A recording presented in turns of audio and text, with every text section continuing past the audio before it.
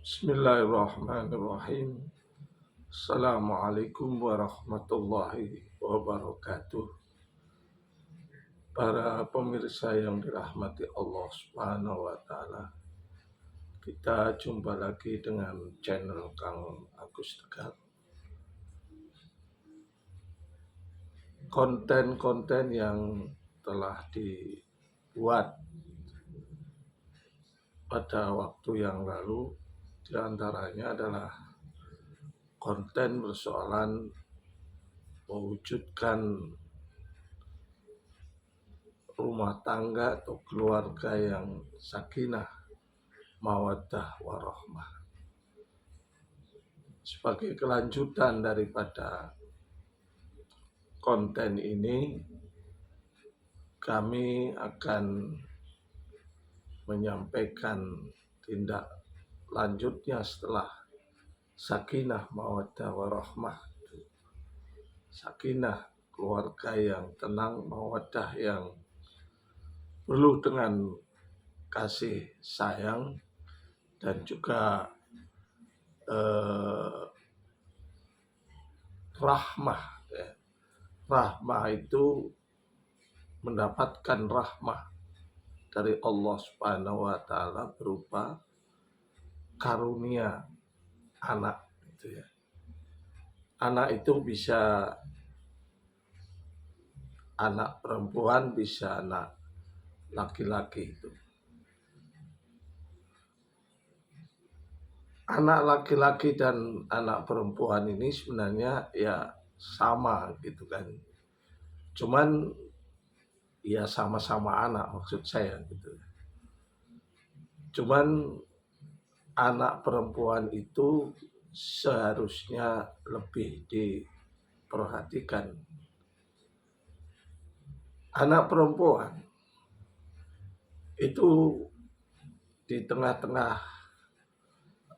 Al-Quranul Karim itu mendapatkan satu perhatian yang khusus seharusnya menurut ketentuan hadis riwayat Bukhari dan juga hadis riwayat Muslim itu, yang sama-sama diriwayatkan secara ma'ruf, dan ini seharusnya lebih diperhatikan. Kenapa? Karena wanita atau perempuan, anak-anak itu lebih sensitif,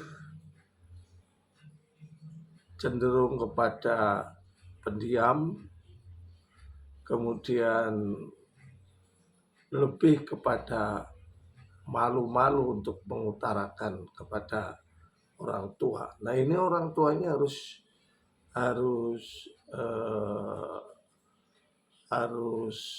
peka ya, terhadap tindak lanjut, tindak tanduk daripada anak perempuan ini. Oleh karena itu,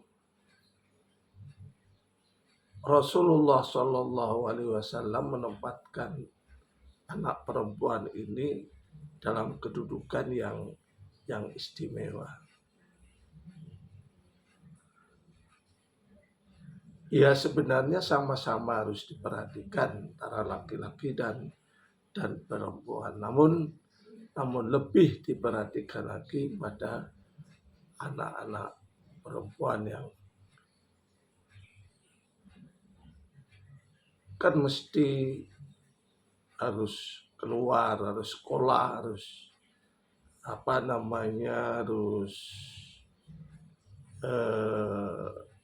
kuliah misalnya, atau mungkin kumpulan-kumpulan yang kita tidak tahu itu arahnya kemana dia gitu. Oleh karena itu ia harus dipantau, jangan terlalu dikerasi gitulah. Kita itu beruntung punya anak-anak perempuan yang begitu manja gitu, dan yang disuruh keras sedikit sudah dia akan melarikan diri gitu kan. Mungkin akan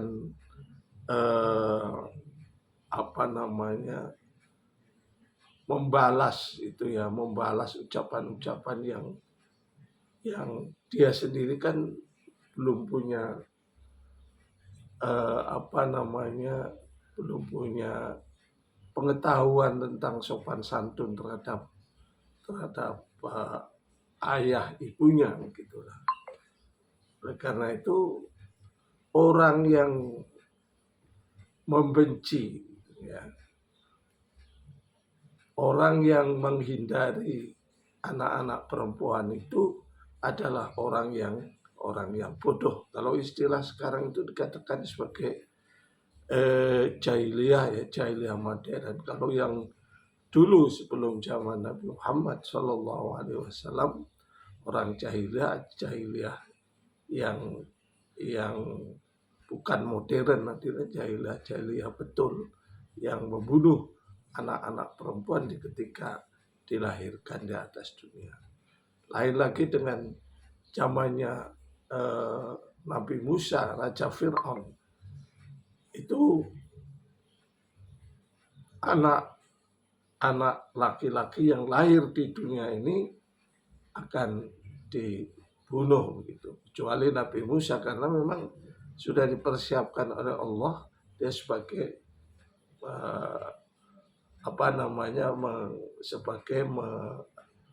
sebagai nabi ya, sudah dipersiapkan. Oleh karena itu orang-orang tua yang memperhatikan anak-anak perempuannya hingga dewasa itu adalah nanti di hari kiamat akan dijadikan sebagai tameng ya, akan dijadikan sebagai tameng dari api neraka terhadap orang-orang tua. Orang tua mempunyai tameng anak-anak perempuan. Jadi ya jangan disia-siakan. Kenapa demikian? Karena memang wanita itu kalau ya na'udzubillah min dzalik, dengan pergaulan yang luar biasa sekarang ini, itu bisa juga pergaulan yang bebas, sehingga kalau pulang itu membawa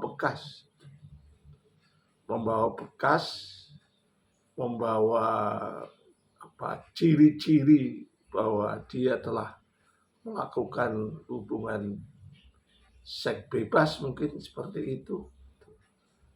Tapi kalau laki-laki kan tidak membawa bekas.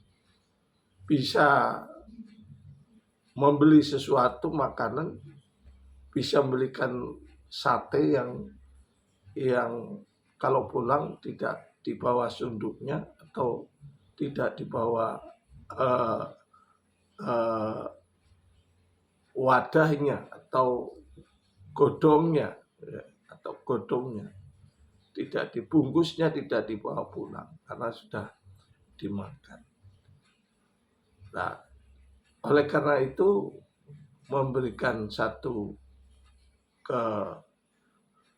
perhatian yang khusus terhadap anak-anak perempuan ini menjadi tameng loh di hari kiamat nanti. Tameng orang tuanya untuk menjaga gitu ya, untuk menjaga perempuan untuk membawa ke surga. Bagaimana kalau memang orang tua itu hidup ya, bisa memelihara, bisa memperhatikan sampai anak-anak perempuan itu dewasa, sampai kepada mencarikan satu jodoh ya pada anak lain. Seperti halnya Nabi Syu'aib ya. Nabi Syu'aib itu kan punya dua anak perempuan. Kebetulan ada pegawai di situ mengikuti selama Nabi Syu'aib itu mengikuti selama 8 tahun. Kemudian salah satunya itu ditawarkan pada laki-laki yang bekerja di Nabi Syuaib. Salah satunya adalah perempuan, 2 anak perempuan yang salah satunya itu ditawarkan suruh milih. Jadi orang tua yang sekarang ini menawarkan kepada anak-anak perempuan, pada laki-laki lain, asal ya laki-laki tersebut adalah laki yang soleh, itu kenapa tidak gitu loh. Tidak usah malu-malu menawar-nawarkan anak-anak perempuan. Sekarang kan gak gengsi begitu ya. Kalau dulu memang umatnya masih sedikit gitulah, sehingga siapa yang paling dekat ya itulah yang dicenderungi begitulah. Akhirnya jalaran soko kulino ya, witing tresno jalaran soko witing tresno jalaran soko kulino. Inilah kemudian kelamaan jatuh cinta dan akhirnya menikah itu. Umar bin Khattab juga begitu ya, itu menawarkan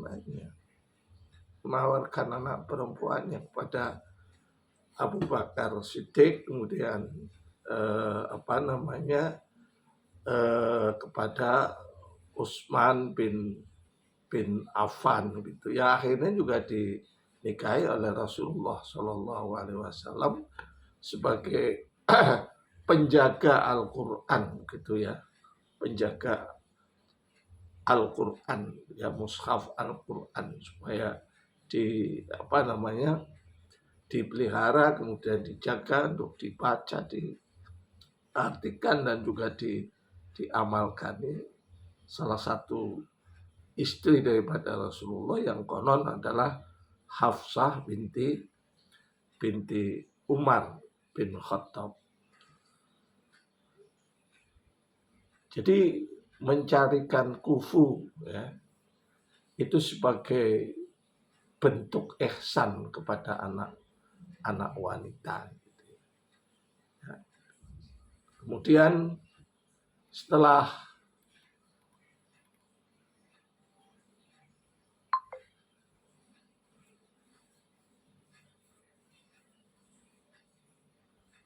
di tengah-tengah perjalanan, kalau suami itu punya anak wanita, ya, maka seharusnya seorang wanita memberikan kasih sayang kepada anak dan harta suami. Jaga betul itu, jangan sampai dihabiskan.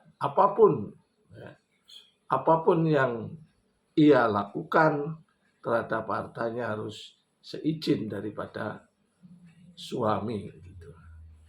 Karena ini juga untuk menjaga anak-anaknya.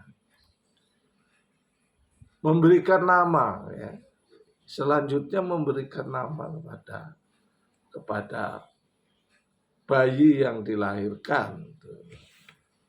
Anak ini jangan sampai bahwa pemberian nama ini rebutan untuk ya saling menyembunyikan rahasia-rahasia akan diberi siapa nama anak bayi itu. Karena kadang-kadang memang soal memberikan nama terhadap bayi yang baru lahir, kalau anaknya perempuan maka yang memberi nama suami, lalu istri akan curiga bahwa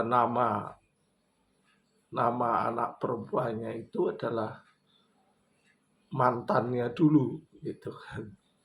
sehingga mau curiga namanya kok ini gitu loh.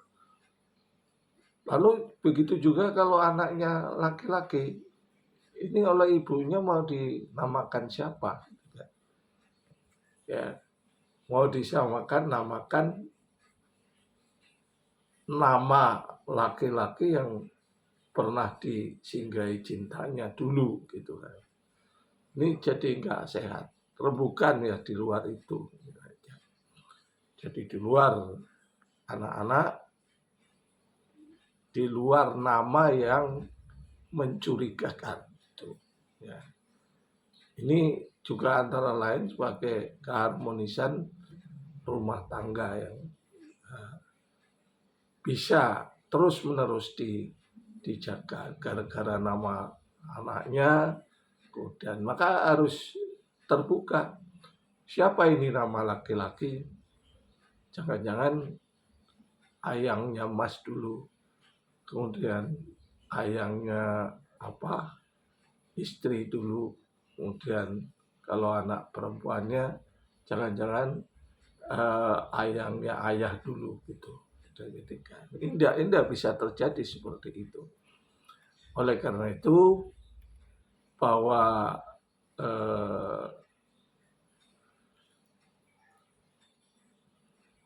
pemberian nama bayi ya itu kan orang arti sebuah nama. Oh berarti karena apa?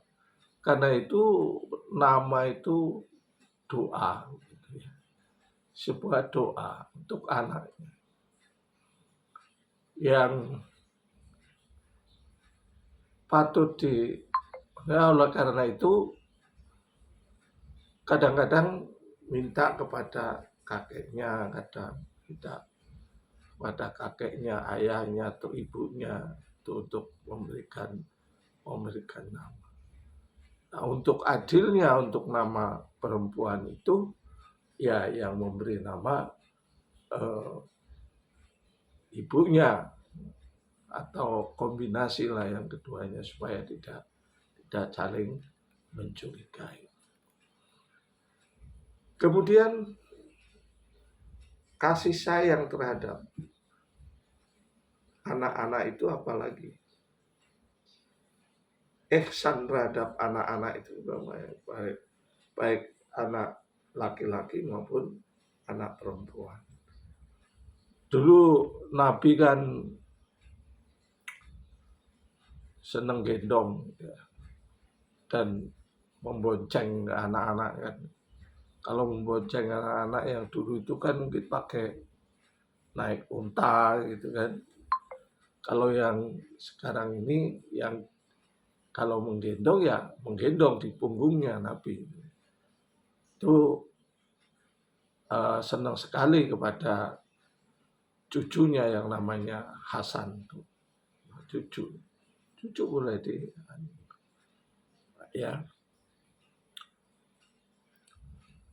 cucunya Hasan senang digendong sambil berdoa, ya Allah bahwa aku ini cinta kepada anak cucu saya ini yang bernama Hasan, dan hendaklah Engkau ya Allah untuk mencintainya gitu. Oleh karena itulah kemudian mencium anak-anak itu penting, mencium anak-anak sebagai rasa kasih sayang terhadap anak-anaknya. Cium, jangan mencium ibunya aja. Kalau ibunya kan setiap saat bisa lah itu. Ini diberikan ciuman kepada anak-anaknya. Maka sebenarnya kalau orang yang tidak mencium anaknya itu, ini akan membuat anak itu menjadi tidak dekat meskipun itu hanya anak. Ya, jangan mencium ibunya aja gitu kan.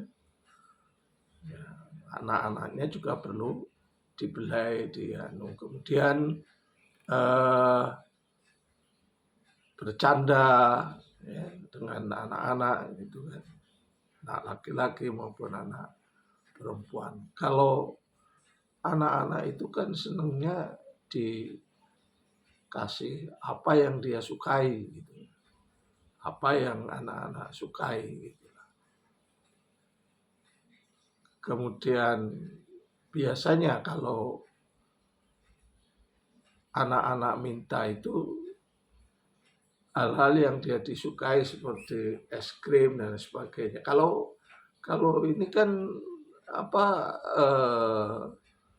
menjadikan, kalau terlalu banyak itu akan menjadikan dia sakit, bisa menggigil, bisa dan lain sebagainya, bisa sakit perut dan sebagainya. Ini biasanya bapak ibunya itu sangat memperhatikan ini, sangat memperhatikan.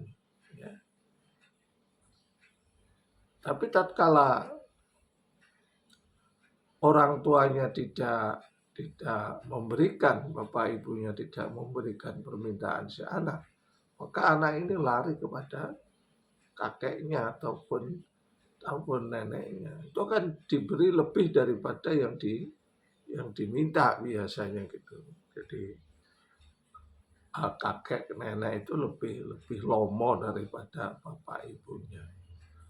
Nah, ya ini memang harus kita maklumi ya.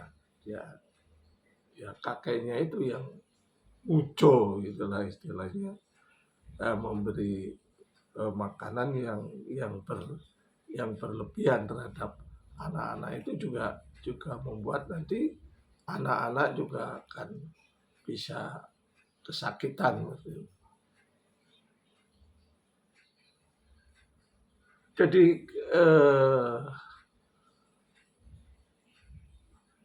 bercanda itu sebagai bentuk keramahan terhadap anak-anak, yang menyenangkan hati dan menghibur jiwa mereka, disanjung, dipuja. Kalau ganteng ya harus seperti ayahnya. Kalau itu cantik ya cantik seperti ibunya. Jangan dibalik-balik kalau untuk dirinya sendiri cantik, karena yang biasa ngutang itu kan ibunya gitu. Sehingga apapun yang baik menurut ibu ya diucapkan gitu. Ya cantik seperti ibunya, kemudian nakal seperti bapaknya gitu, biasanya kan gitu, ngutang gitu di membaikkan atau mengihsankan dirinya sendiri selaku orang tua, dalam hal ini adalah ibu yang biasa ngutang. Nah inilah juga tidak seharusnya begitu. Kalau ngutang yang imbang lah gitu lah. Nah, cantiknya seperti ibumu, kemudian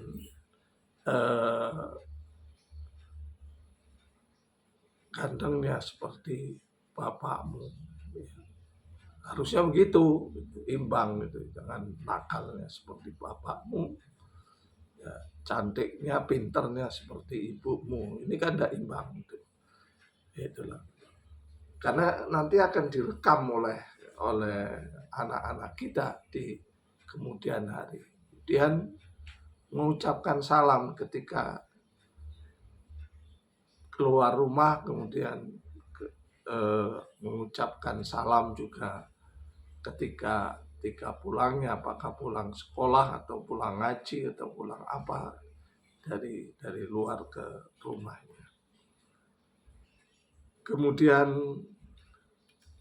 ya menjaga anak-anak dari penyakitnya, mempertahankan kesehatan. Kalau ya dibawa ke dokter gitu, jangan ke dukun gitu loh. Dan orang sakit malah datang ke dukun, apa? Nah inilah beberapa hal yang perlu kita camkan terhadap anak-anak kita yang lahir, yang disebut dengan rahmah. Nikmat Allah Subhanahu wa taala, rahmat Allah berupa anak-anak, ya baik anak-anak laki-laki dan juga ada anak-anak perempuan ya. Ya ini memang agak perlakuannya agak berbeda daripada laki-laki terhadap anak-anak perempuan. Mudah-mudahan anak-anak perempuan ini kita jaga dengan sebaik-baiknya sampai dewasa, sampai dicarikan jodoh untuk anak-anaknya. Nah, biasanya kalau anak laki-laki kan cari sendiri biasanya gitu. Kalau sudah cari, kemudian ditunjukkan pada bapak ibunya. Pak, Bu, ini calon saya. Pak, Bu, ini calon pendamping saya. Biasanya begitu. Kalau itu yang perempuan, misalnya, itu juga bisa seperti itu gitu. Cuman ya kalau segera menikahkan kepada anak perempuannya, dan biasanya itu kalau orang tua dari laki-laki juga mendorong untuk melakukan pernikahan. Mudah-mudahan selamat dunia dan akhirat, anak-anak kita menjadi anak yang soleh maupun yang solehah, menjadi tiran, menjadi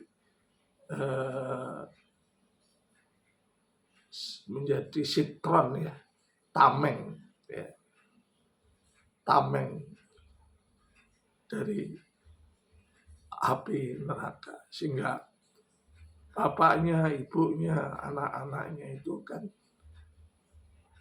merapatkan seperti Rasul merapatkan jari-jarinya.